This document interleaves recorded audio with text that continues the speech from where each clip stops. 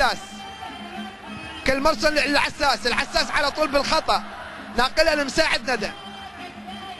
مساعد ندى لاعب الوكر القطري سابقا، كرة يلعبها تطول تنحط، جول جول أحمد عجب. والعجب يأتي بالعجب، والعجب والسجود على أرضية الملعب من عجب حقيقة اللي سجل هدف العجب.